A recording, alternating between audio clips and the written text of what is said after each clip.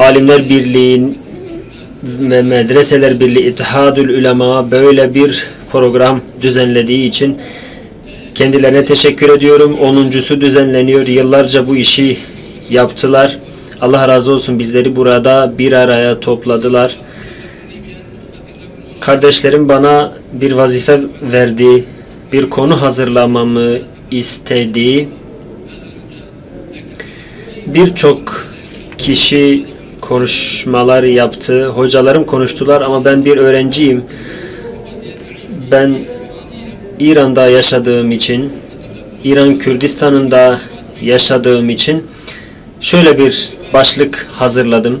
Toplumsal cinsiyet eşitliğinin İslami esaslar ve Kürt sosyolojisi düzleminde değerlendirilmesini aktarmaya çalışacağım gayret ettiğim kadarıyla. Şimdi değerli kardeşlerim, şöyle bir giriş yapacağım. İslam hukukunda kadın ve erkek arasındaki eşitlik meselesi son derece hassas ve derinlikli bir konudur. Zira İslam şeriatı adalet ilkesine dayanır. Eşitlik ise insanın özü, değeri ve fıtratıyla ilgilidir. Allahu Teala insanı belli bir özellik üzerine yaratmıştır. Dolayısıyla İslam'da eşitlik kavramı her alanda mutlak bir benzerlik anlamına gelmez. Bilakis uygun durumlarda farklılık ve çeşitliliği gözeten bir kavramdır. Burada önemli olan nokta şudur: İslam kadın ve erkeğin insanlık onuru ve yaratılış değeri bakımından eşit olduğunu açıkça belirtmiştir. Ancak yaratılıştaki farklılıklar nedeniyle bazı hükümlerde farklılıklar bulunabilir. Bu nedenle tam eşitlik yerine tamamlayıcılık, denklik, Arapçada musava kavramının kullanılması değerli kardeşlerim daha isabetlidir.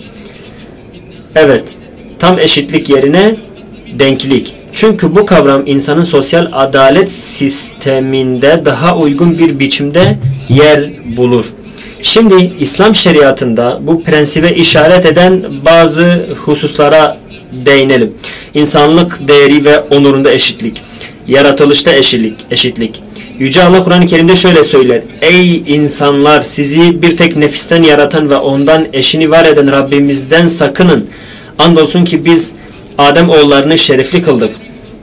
Dolayısıyla bu ayetler kadın ve erkeğin yaratılış ve onur bakımından eşit olduklarını göstermektedir. Yine değerli kardeşlerim, dini ve ahlaki sorumlulukta eşitlik. Allahu Teala şöyle buyurur: kim mümin olarak salih amel işlerse, ister erkek olsun ister kadın olsun, mutlaka onu güzel bir hayatla yaşatacağız buyurmuştur. Yine bu minvalde Peygamber Efendimiz kadınlar erkeklerin öz kardeşleridir buyurmuştur. Dolayısıyla bu hadis kadın ve erkeğin insanlık bakımından ortak bir yaratılışa sahip olduğunu vurgular. Bir diğer nokta ilmi ve eğitimde eşitlik.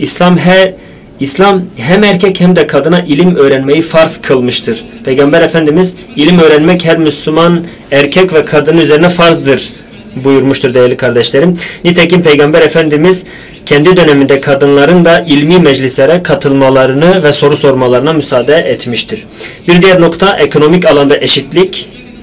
Mülkiyet hakkı ve mal üzerinde tasarruf yetkisi vardır. Şöyle, kadın İslam'da mali bakımdan bağımsız bir şahsiyete sahiptir. Mal, mülk, miras, gelir sahibi olabilir. Bunları başkasının iznine gerek duymaksızın dilediği şekilde tasarruf edebilir. Nitekim Allahu Teala şöyle buyurur: erkeklerin kazandıklarında payları vardır, kadınların da kazandıklarında payları vardır. Miras hakkı değerli kardeşlerim, şöyle, İslam kadına da miras hakkı tanımıştır. Yüce Allah şöyle buyurur: erkeklere anne babanın ve yakınların bıraktıklarından bir pay vardır. Kadınlara da anne babanın ve yakınların bir pay vardır. Nitekim Hazreti Hatice büyük bir tacirdi. Gerek Peygamber Efendimizle evlenmeden önce gerekse evlendikten sonra da aynı şekilde ticaret yapardı. Bir diğer nokta değerli kardeşlerim, sosyal ve ailevi alanda eşitlik. Evlilikte değerli kardeşlerim, seçim hakkı ve rızanın şart olması İslam kadının kendi rızası olmadan evlendirilmesini yasaklamıştır. Peygamber Efendimiz şöyle buyurmuştur: bakire kız izni alınmadan evlendirilmemelidir. Dul kadın da rızası olmadan evlendirilemez. Evlilikte iyi geçim ve nafaka meselesi de bu şekildedir. Bir diğer nokta ise çocukların eğitim ve terbiyesinde ortak sorumluluk da vardır. Nitekim Peygamber Efendimiz bu konuda erkeklerin ve kadınların eşit olduğunu şöyle anlatmıştır: hepiniz çobansınız ve hepiniz güttüğünüzden sorumlusunuz. Erkek ailesinin sorumlusudur. Kadın da kocasının, evinin ve çocuklarının sorumlusudur. 5. nokta değerli kardeşlerim, hukuki ve yargı anlamında kadın ve erkeğin eşit olması. Şöyle, kadının mahkemeye başvurarak hakkını savunma hakkı vardır. Tanıklığı da birçok durumda geçerlidir. Ancak bazı konular vardır, Kur'an'da açıkça kadınlara özgü meseleler olarak zikredilmiştir. Yüce Allah şöyle buyurur: erkeklerinizden 2 şahit tutun. Eğer 2 erkek bulunmazsa razı olacağınız kimselerden 1 erkek 2 kadın şahit tutun. Böylece biri unuttuğunda diğeri onu hatırlatsın. Burada kadın tanıklığının 2 kişiyle ifade edilmesi kadının değeriyle ilgili değil, bilakis tanıklığın konusu ve hatırlatmanın doğasıyla alakalı bir durumdur değerli kardeşlerim. Dolayısıyla İslam'daki eşitlik anlayışı tamamlayıcılık ilkesine dayanır. Kadın erkek her ikisi de insanlık onurunda eşittir. Fakat sorumluluk ve görevleri farklıdır. Bu farklar aile içi düzeni ve toplumun istikrarını güvence altına alır.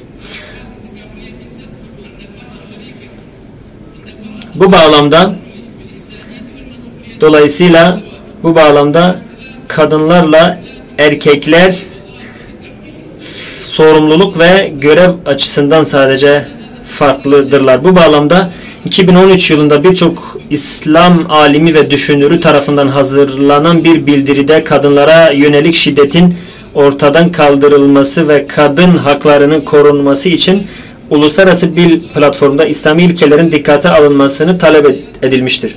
Bu bildiride kadının haklarını savunmanın İslam'ın ilkeleriyle çelişmeyeceği, ancak bazı uluslararası belgelerde yer alan yaklaşımların İslam'a aykırı olabileceği vurgulanmıştır.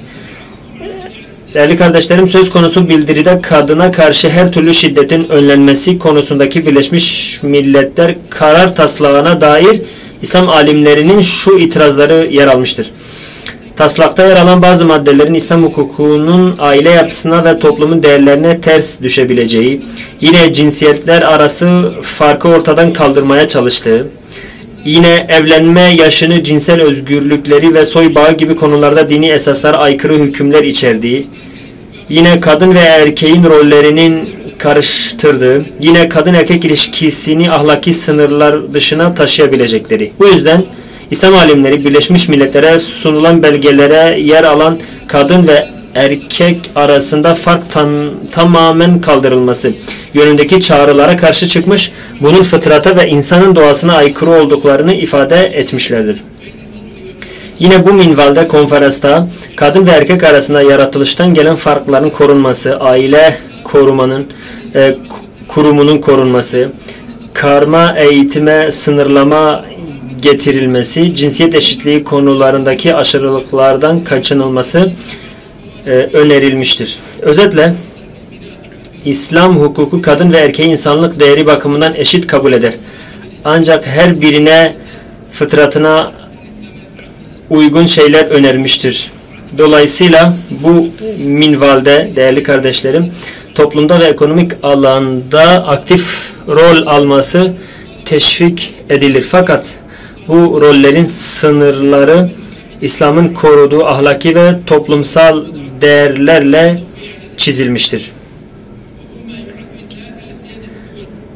Bu minvalde değerli kardeşlerim, gebelik, kürtaj ve aile yapısına dair mevzuatlar,